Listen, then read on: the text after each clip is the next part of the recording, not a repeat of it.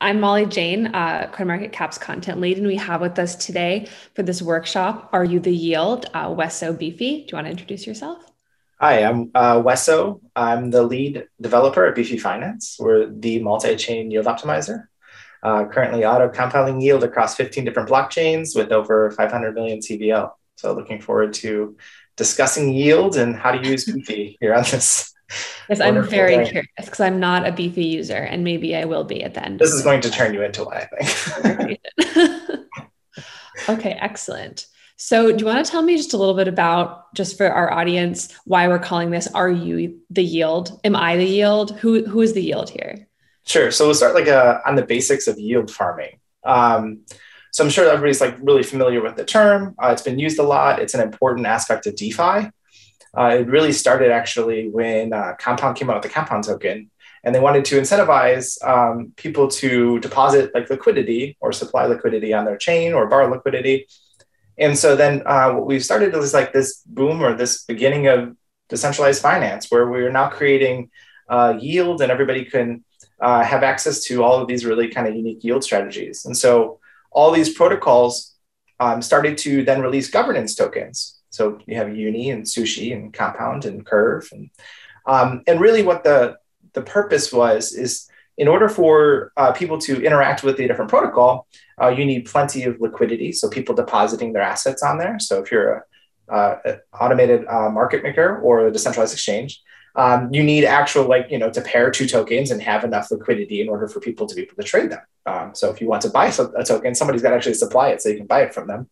And so in order to get people to supply these liquidity tokens, they would give basically their governance token as a reward. So you say, okay, well, I need Bitcoin and Ethereum so that I can have people come in and trade between the two assets. So if you come and you supply those two assets, I will give you some sushi on the side. So it started to create now okay, well, now I'm depositing as a user, I'm just depositing on Sushi Swap, and I'm depositing ETH and Bitcoin. And so I'm generating a little bit of trading fees from there. But in addition, I'm generating now this sushi, which is, additional yield. And so this is what yield farming is. So you're depositing some assets, and in exchange, it benefits the protocol because they're building up liquidity, and they can now have and make their protocol work as it should. And then you're generating now this yield on the side. And usually it's in a governance token. And so this is one of the main sources of DeFi yield. And when you talk about, are you the yield, right? Since they need to incentivize liquidity, and people are going to continue to deposit their tokens there, and they want to, some people want to earn sushi, but other people just want to earn, more whatever they deposited, so ETH or Bitcoin. Essentially now they have to utilize over a period of 4 years the emissions of their token in order to incentivize the liquidity of the protocol. And that means that the higher the value of the governance token or the yield token goes up, the more it incentivize the rewards are, right? So they become really high when you're in a bull market and the emissions token is growing in price, and then all of a sudden the yields start to go up, and so yield farming becomes even more profitable. And so as people buy the yield token, then the yield goes up, and then when obviously the yield token goes down in price, yield goes down. And so essentially what happens when you're buying into emissions tokens, you're pretty much deciding whether or not that yield is really good or not. So in essence, I'd say any sort of protocol that's giving a yield token, so like a Curve or Uniswap with Uni or Sushi or Comp with Compound, the price action of that, so you purchasing that, then yeah, you are at that point essentially at some level the yield, right? As now you're taking ownership in this. And so I'd say the one thing is that these protocols, what they've been trying to do, and I think this is what the growth of decentralized finance is, all these protocols earn fees, right? So they earn trading fees, they earn stuff for the protocol itself. So the goal is always just like in normal business, like you would say that the emissions or the the giving away of the rewards as the protocol is like an expense of a business. And you would want the revenue to outweigh the expense that they're paying in order to make the protocol work. And so I think we're right now seeing if that's going to actually play out, and if potentially, you know, that's the future of what decentralized finance is, if we can, you know, start to really generate more revenue than we're emitting out in a governance token. Does that make sense?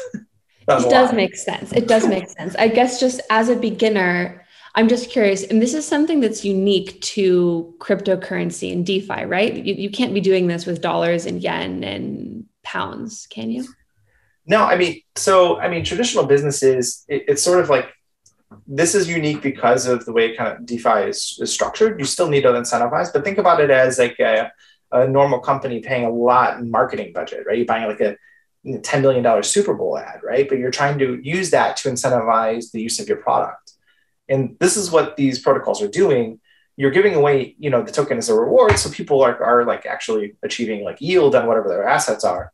But it's essentially just marketing to get more people to utilize this protocol, right? Like we're giving away money so that you come in, you provide liquidity. So it's like a give and take. So you can kind of look at it as this is how businesses operate, but a lot of the DeFi businesses right now are operating at a loss. So once they like start to, DeFi really kind of grows, and the use of the protocol, the fees as income from the protocol start to exceed those emissions, basically the marketing spend, then you're going to see more like, profitable business, and it's a little bit more sustainable. But a lot of them, like when they first launch, they started at a really I think maybe overvalued price. So the yields look really, really good. And then they those governance tokens take a nosedive until they, settle a little bit and the protocol gets, finds its footing.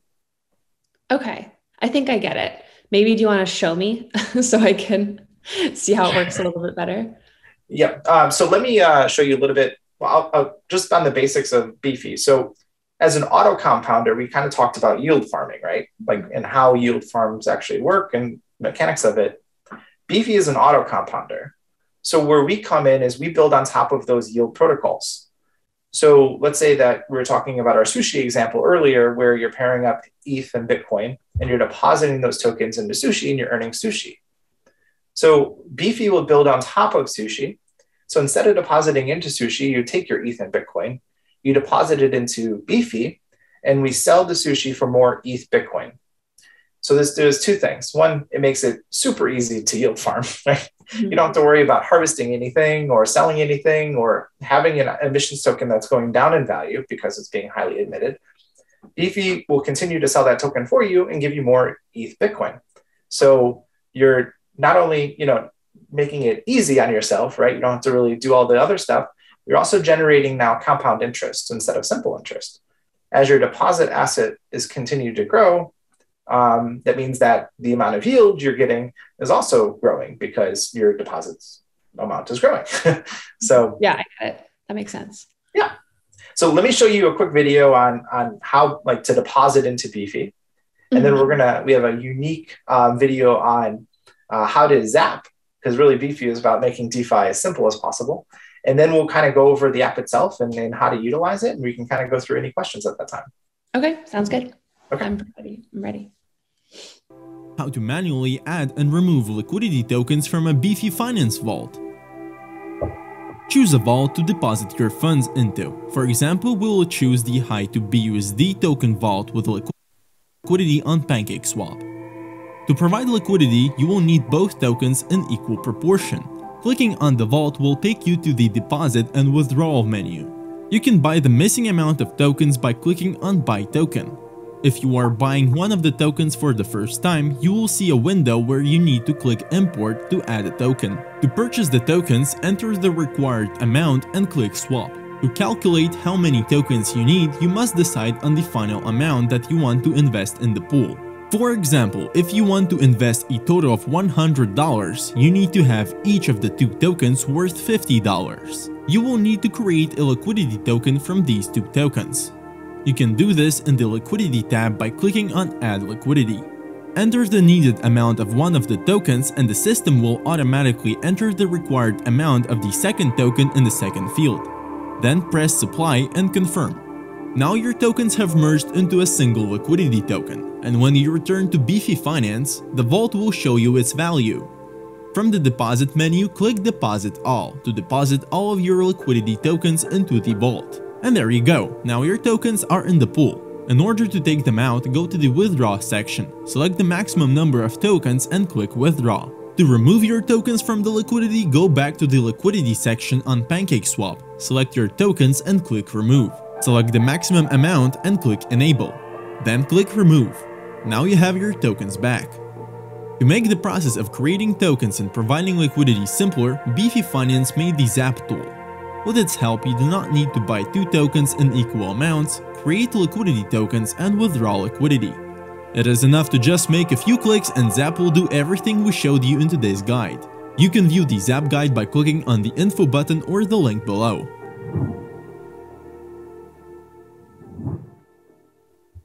My first question is, from how many different sources are you getting the yields then as the user? Do you know? Or is it like 5? Is it 10? To have a Bitcoin. Many people have heard of Bitcoin. It's a fully digital.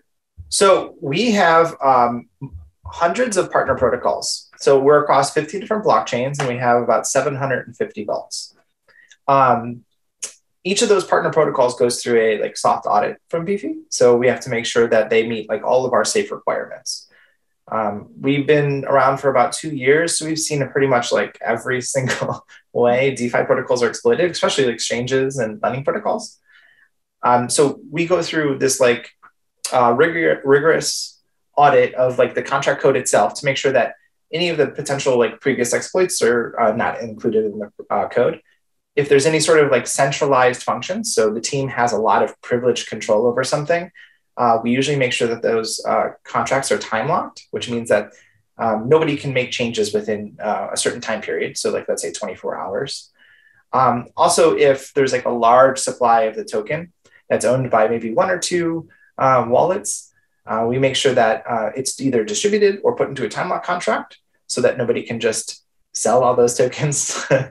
So we do a lot of these safety checks, but over across Beefy and the time we've been around, we've partnered with about 100 different protocols.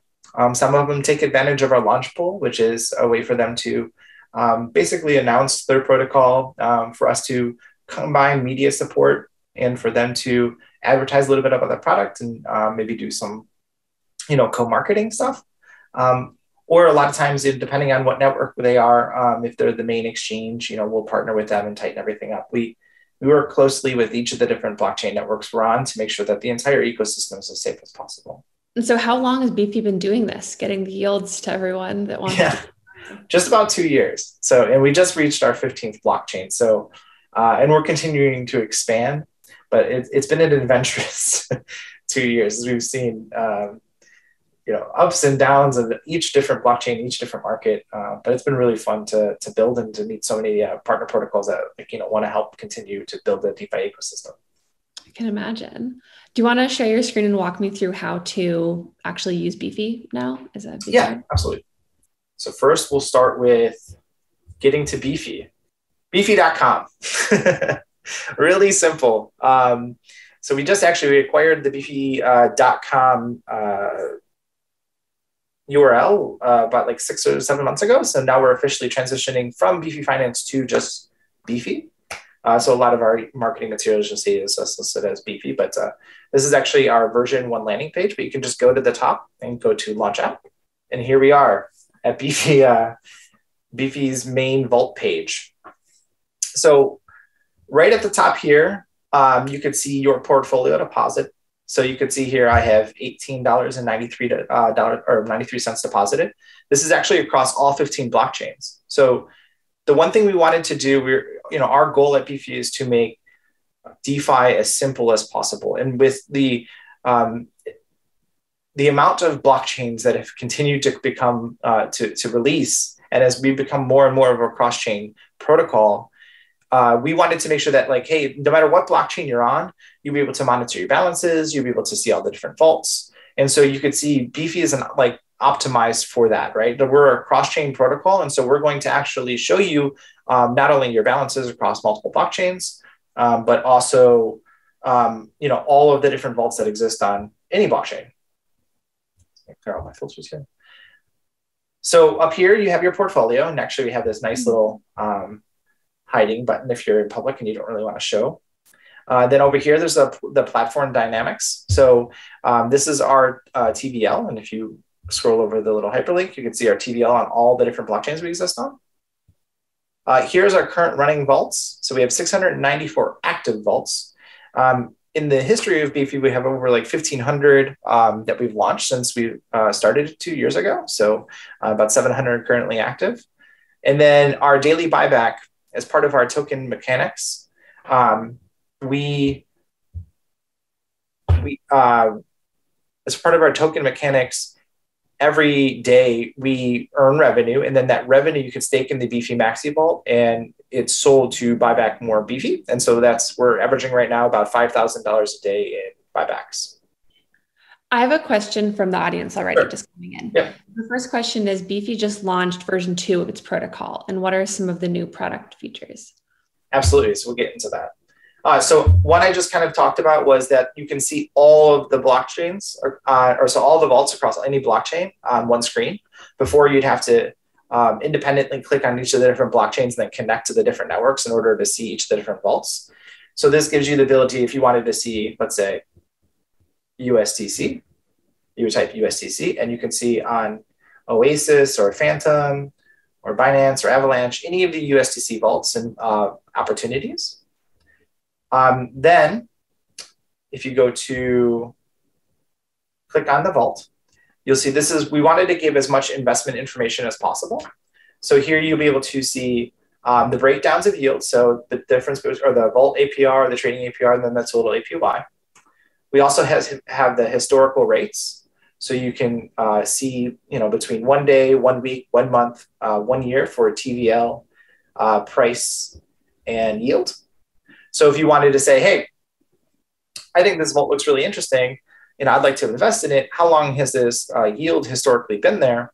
We're trying to give you all that information so that you can see, okay, well, this one was hanging around 60%. Now it's about 20%. So it seems to be going down in yield. So what does that mean for me? How does it correlate to the TVL that's increasing? We also have a safety score, which we're actually continuing to iterate against. This is trying to give you as much information about the investment as possible. So, what type of strategy is it? Is the strategy that Beefy is using, is it battle tested? So has it been around a while? Is it something we've been using for a while? Or is it like a new experimental strategy? What's the expected impermanent loss? So is it zero impermanent loss? Is it low impermanent loss? Is it high impermanent loss? What's my risk associated with that? Then also, what's the market capitalization of the asset itself? So is it like ETH, where it's a very high market cap, or is it a micro cap? Obviously, there's I think a risk level depending on the market capitalization of the asset. And then we also have is a time lock necessary? Are the project contracts verified? Was there an audit done? And we list this all in the safety score. And so you can actually hover over each of the different risks, and you can kind of read a little bit more detail about the specific, what we've given it as part of the safety score. So we have another audience question coming in already. What would be the easiest way to explain how the project provides a higher APY? So it's basically the difference between simple interest and compound interest. Okay. So if you know the difference between an APR and an APY, in simple interest, you're just earning, let's say, an asset on the side, right? But your deposit or your principal amount never changes. So you earn, let's say, 60% APR, which means that you'll continue to earn that interest over the course of a year at 60%. What Beefy does is, because we're compounding it into more of whatever you deposit, your deposit asset is continually growing, which means that 60%, let's say deposited on a $100 principal, now is 60% against $101 principal the next day, and then 60% against $102 principal the next day. So as your deposit amount keeps increasing, your yield increases, which then gives you compound interest, which is why we're able to deliver higher yields than most other protocols.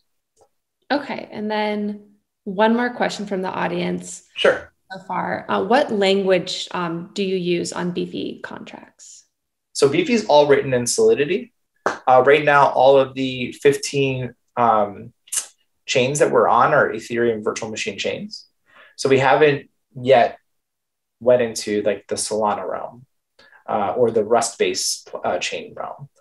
As we're progressing along, we're looking into those opportunities, but right now it's all written in Solidity and it's only EVM based.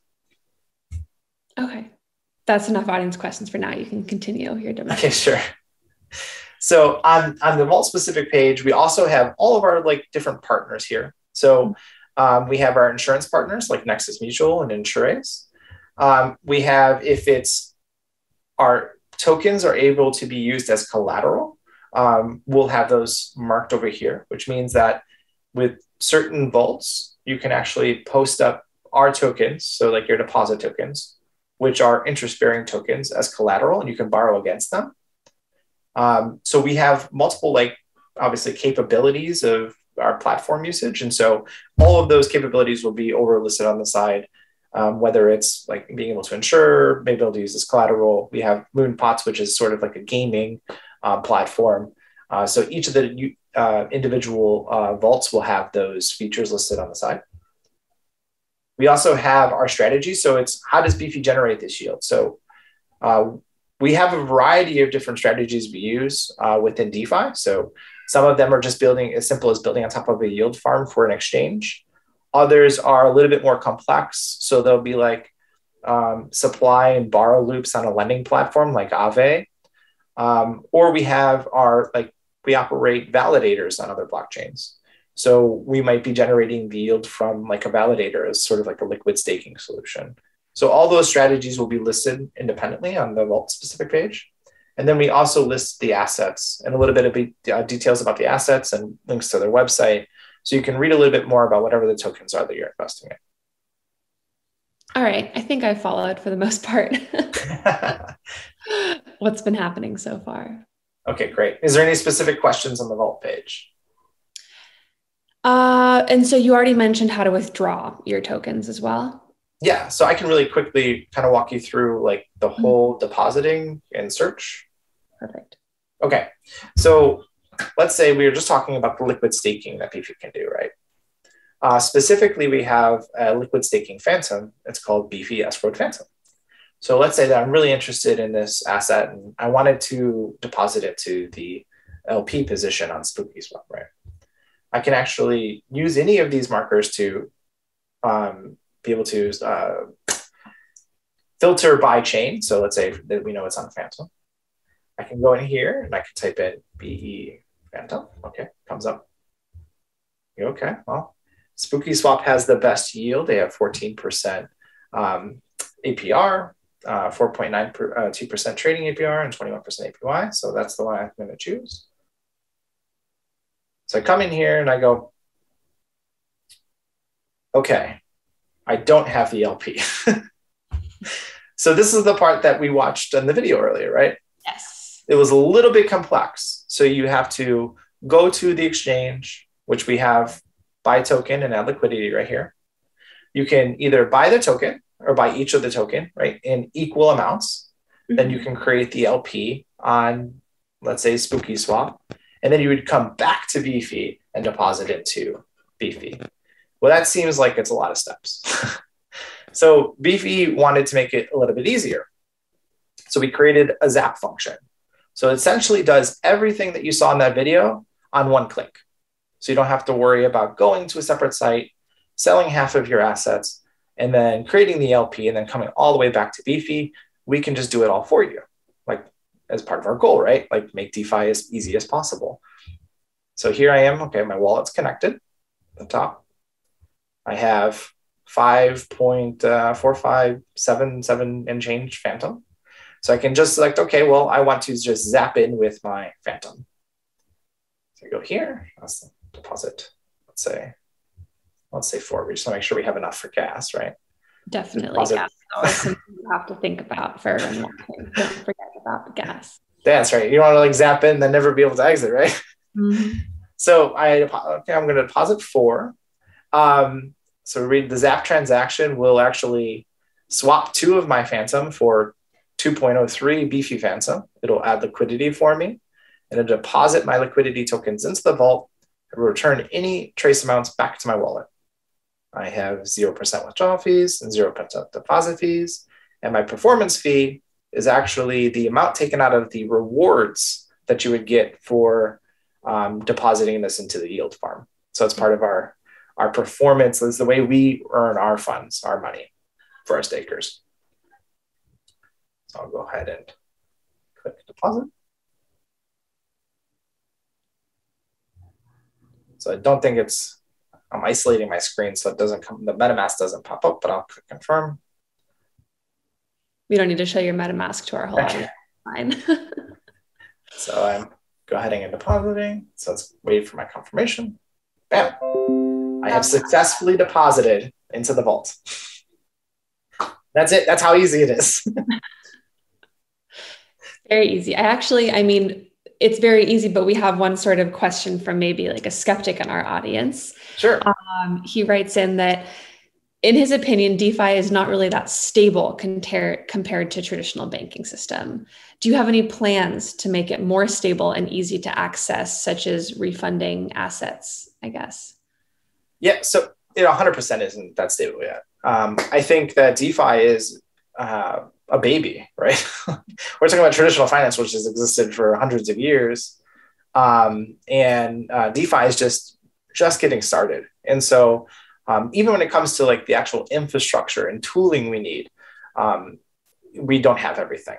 So, this is all a great step, right? Like actually like DeFi Summer was really the beginning and like basically like the big bang of like DeFi.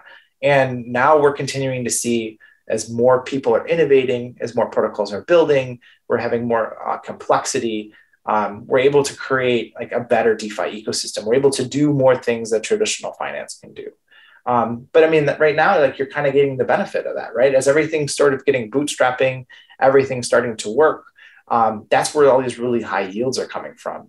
It's just we're in the initial phases. As things mature, I think that's when you start to see more relatively lower yields, something more relative to whatever traditional finance is sort of paying. As more people are getting into the system, more money's flowing in, more utilization. And then we actually start like seeing more sustainable yields, right? We're starting to see ones that these protocols are now starting to turn a profit, that they're not, just releasing all of their token supply at really high yields to just short-term build liquidity, but really building a sustainable token model. And so we aren't there yet. We're getting there, but we're trying to play our role. We're really that middle platform. So we build on top of that first layer of DeFi. So we build on top of the lending protocol, the decentralized exchanges, and any sort of yield farms. And then we give them the interest-bearing token layer. And then other protocols build on top of us. And then now they have these interest-bearing assets that they can put into index funds. They can use as collateral. They can split up and do more like,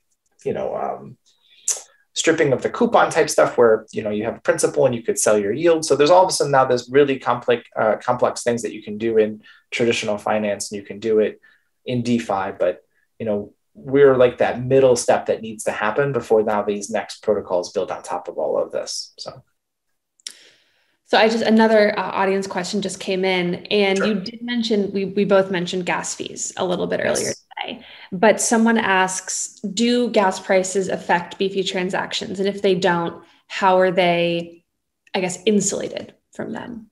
Yeah, so Beefy helps you on gas, not in the deposit or the withdrawal. So you're still going to have to obviously pay your gas to deposit into Beefy vaults and withdraw from Beefy vaults. But a traditional yield farm would have to pay gas for harvesting, to redeposit, to maybe creating more liquidity, to doing all of these functions themselves.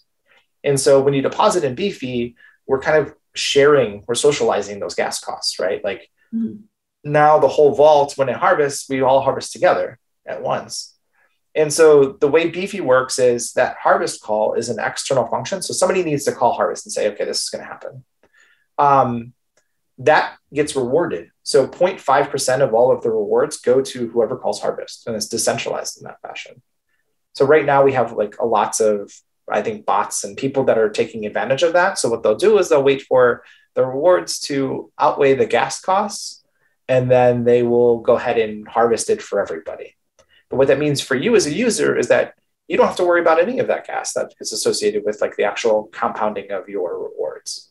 So it does benefit you in that way. And obviously, like, that's what we're trying to accomplish. Actually, there's more now protocols that are working on how do we like even make gas cheaper on deposit, right? So how can we maybe tie that into the yield so that maybe we can subsidize it in that way. So we're continuing to iterate and work and try to make the platform easier and better to use. That makes sense. I guess the next question coming from the audience is, what kind of auditing has been done on the platform? I know you've mentioned this a little bit. You could go into just, I guess, a bit more detail about the auditing that you guys. Yep. So there's two important things. One is there's the Beefy contracts, right? So we had a CertiK audit done. And we're also working now with a few more auditors as we're doing another implementation of our vault standard. Mm-hmm. And then same thing, we're continuing to update some new strategies. So we're continuously working with auditors. And like I said, we have like our origin audit from CertiK. Then there's the auditing of the actual underlying protocols. So the one thing that's really important for you as a user to understand is that when you're depositing in Beefy, you're not only depositing into Beefy, but you're also depositing into wherever the Beefy yield source is. So whether that's PancakeSwap or that's SpookySwap or that's, Aave, like you're depositing, we're at the ground layer, you're depositing into those protocols. So they also, some of them have audits, some of them don't. A lot of them are the same code that's sort of like reused and forked. And so what we do is, like I said earlier, do our security audits, try to make sure that any protocol that we're partnering with is as secure as possible.